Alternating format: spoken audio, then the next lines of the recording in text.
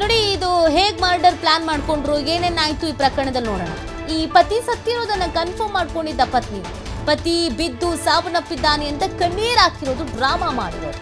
ಕೊಲೆಯಾದ ಅವಿನಾಶ್ ತಾಯಿ ದೂರು ಆಧರಿಸಿ ಪೊಲೀಸರು ತನಿಖೆ ಪ್ರಾರಂಭಿಸಿದ್ದಾರೆ. ತಾಯಿಗೆ ಡೌಟ್ ಬಂದಿದೆ, ಇಲ್ಲೇನೋ ಮಿಸ್ ಹೊಡಿತಾ ಇದೆ ಅಂತ, ಅದಕ್ಕೆ ಅವ್ರು ದೂರು ಕೊಟ್ಟಿದ್ದಾರೆ. ಸಿಸಿಟಿವಿ ದೃಶ್ಯ, ತಾಂತ್ರಿಕ ಸಾಕ್ಷಿಗಳನ್ನು ಆಧರಿಸಿ ವಿಚಾರಣೆ ಮಾಡಿದ್ದಾರೆ.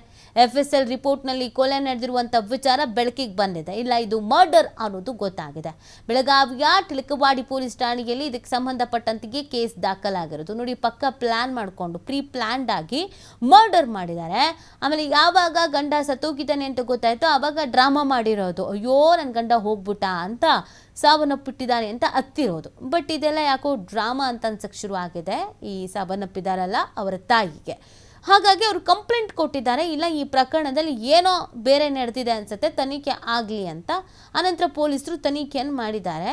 CCTVಯ ದೃಶ್ಯ, ತಾಂತ್ರಿಕ ಸಾಕ್ಷಿಗಳು, ಟೆಕ್ನಿಕಲ್ ಎವಿಡೆನ್ಸ್ ಇವಾಗ ತುಂಬಾ ಇಂಪಾರ್ಟೆಂಟ್ ಆಗಿಬಿಡುತ್ತೆ.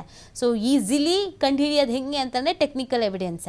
ಸೊ ಈ ಮುಖಾಂತರವಾಗಿ ವಿಚಾರಣೆಯನ್ನು ಮಾಡಿದ್ದಾರೆ. ಆಮೇಲೆ FSL ರಿಪೋರ್ಟ್ ಕೂಡ ಬಂದಿದೆ. FSನಲ್ಲಿ ಇದು ನ್ಯಾಚುರಲ್ ಡೆತ್ ಅಲ್ಲ, ಇದು ಮರ್ಡರ್ ಅನ್ನೋದು ಗೊತ್ತಾಗಿದೆ. ಸೊ ರಿಪೋರ್ಟ್ ನಂತರ ಇದೀಗ ಇವರನ್ನ ವಶಕ್ಕೆ ಪಡ್ಕೊಳ್ಳಲಾಗಿದೆ, ವಿಚಾರಣೆಯನ್ನು ನಡೆಸಲಾಗ್ತಾ ಇದೆ. ಇನ್ನು ಏನೇನು ಕಿತಾಪತಿ ಮಾಡಿದ್ದಾರೆ ಇದರಲ್ಲಿ, ಇನ್ನು ಏನೇನು ಪ್ಲಾನ್ ಮಾಡ್ಕೊಂಡಿದ್ರು, ಇದೆಲ್ಲವೂ ಕೂಡ ತನಿಖಾ ಸಂದರ್ಭದಲ್ಲಿ ಗೊತ್ತಾಗುತ್ತೆ. ಬಟ್ ಒಂದು ಅಮಾಯಕ ಜೀವ ಬಲಿಯಾಗಿರೋದು, ಯಾರದ್ದೋ ಬೇರೆಯ ವ್ಯಾಮೋಹಕ್ಕೆ ಪಾಪ ತಪ್ಪೇ ಮಾಡದಂತಹ ಒಂದು ಜೀವ ಬಲಿಯಾಗಿದೆ.